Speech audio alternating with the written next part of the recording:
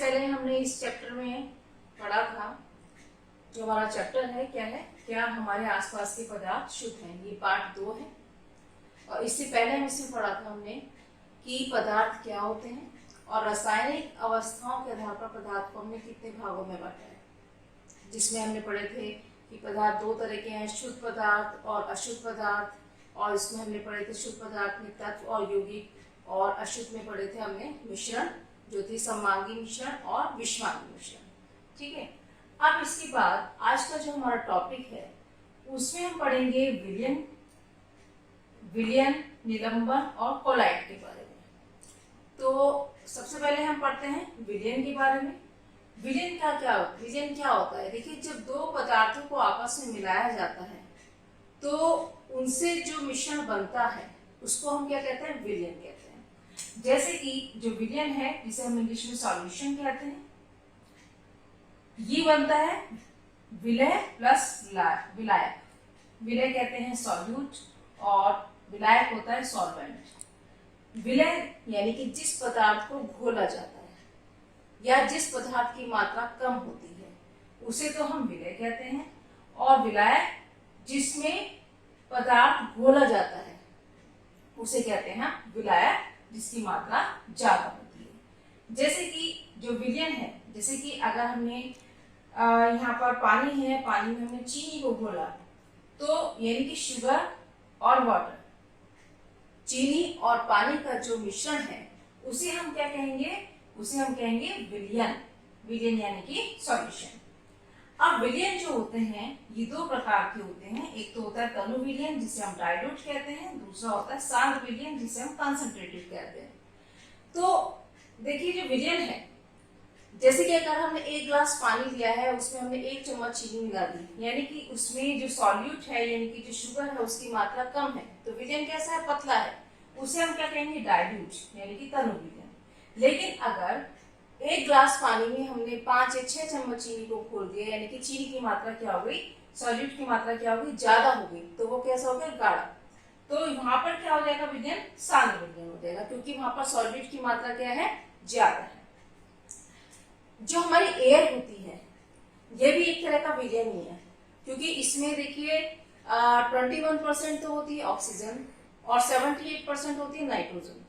तो यहाँ पर क्योंकि ऑक्सीजन की मात्रा कम है तो वो क्या कहलाएगी? सॉल्यूट, और इसमें नाइट्रोजन की मात्रा ज्यादा है तो वो क्या कहलाएगा? सॉल्वेंट।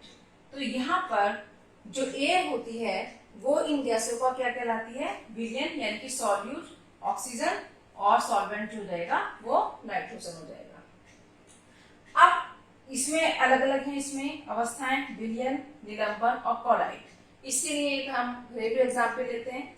एक हमने यहाँ पर ग्लास ले लिया, ये जार ले लिया, इसमें हमने पानी ले लिया। ठीक है। पहले वाले में हमने यहाँ पर शुगर मिला दी, चीनी या सॉल्ट, जो आपकी मर्जी है, उसे मिला दीजिए और मिलाकर इसको अच्छी तरह मिक्स कर दीजिए, और मिक्स करने के बाद आप इसको छोड़ दीजिए। दूसरा है, इसमें हम चॉक का पाउडर मिला दें, चॉक पाउडर मिला दें, या फिर हम इसमें आटा मिला दें, या है ना, आटा मिला देंगे। तीसरा वाला जो है, इसमें हमने पानी में क्या मिला दिया है? हमने इसमें मिल्क मिला दिया थोड़ा। हमने इनको मिलाने के बाद में छोड़ दिया। अब देखिए, अब ये जो यहाँ पर जो विलयन है, विलयन में यहाँ पर चीनी या नमक मिला हुआ है, आपने इसे मिक्स कर दिया, छोड़ दिया, लेकिन इसके बाद आप देखेंगे कि इसमें आपको चीनी के या नमक के कण नहीं दिखाई देंगे, इसके पार्टिकल्स नहीं दिखाई देंगे, और ना ही वो तंत्र में बैठेंगे। और इसको अगर हम टेस्ट करेंगे, अगर इसमें चीनी मिली है तो पानी में चीनी का टेस्ट भी आएगा, और अगर इसमें सॉल्ट मिला है तो पानी में सॉल्ट का टेस्ट भी आएगा।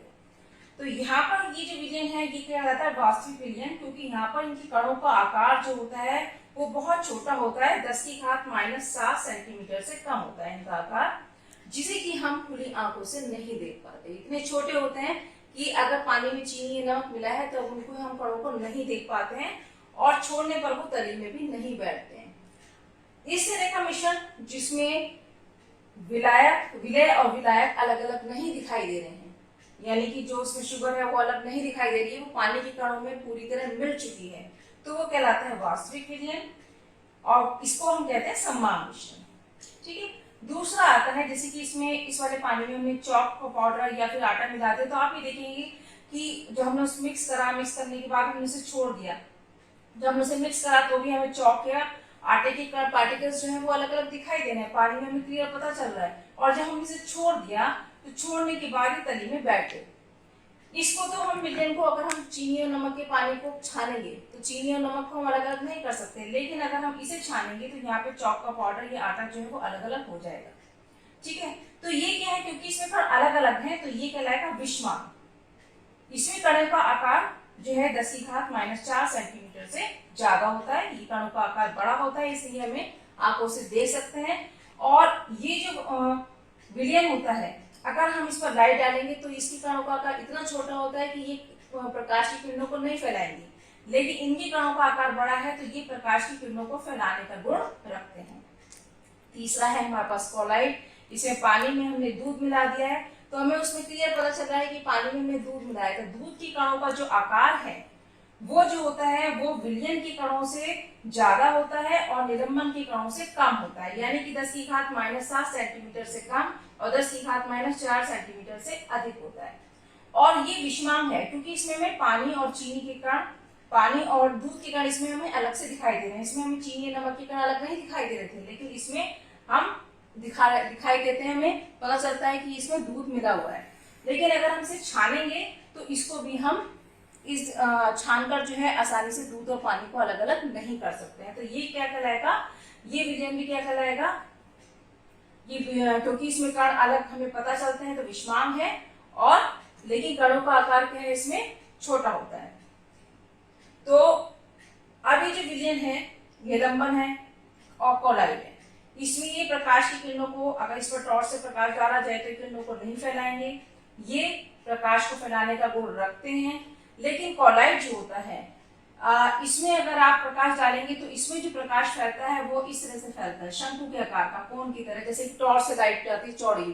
जैसे कि अगर आपका कमरा बंद है, उसमें कहीं कोई छेद है, उस झिर्री में से जब सनलाइट आती है तो जो अंदर कार्बन के कण या धुएं के कण कमरे होते हैं वो उस प्रकाश को, वो कोलाइड कण होते हैं, वो उस प्रकाश को फैलाने की क्षमता रखते हैं, और प्रकाश जो है वो इस तरह से फैलता हुआ हमें दिखाई देता है। जैसे कि जंगलों में अगर हम देखें तो वहां पर भी जो सनलाइट होती है वो भी वायुमंडल में जो कण होते हैं धूल वगैरह के, वो कोलाइड कण होते हैं जो कि उस प्रकाश को फैलाने का गुण रखते हैं। तो आज हमने इस चैप्टर में पढ़ लिया विलयन, निलंबन और कोलाइड के बारे में क्लियर रूप से, और ये वाला चैप्टर हमारा यहाँ पर खत्म हो जाता है। अगर आपको अच्छा लगता है तो आप कमेंट्स करके जरूर बताएं कि आपको यहाँ पर कैसा पसंद आ रहा है, और जैसा भी आपको लगे इस तरह की कमेंट कीजिए। आपको कोई क्वेश्चन पूछने हैं तो वो आप क्वेश्चन भी पूछ सकते हैं, और अगर आपको अच्छा लगा है तो इसको लाइक भी कीजिए। Thank you.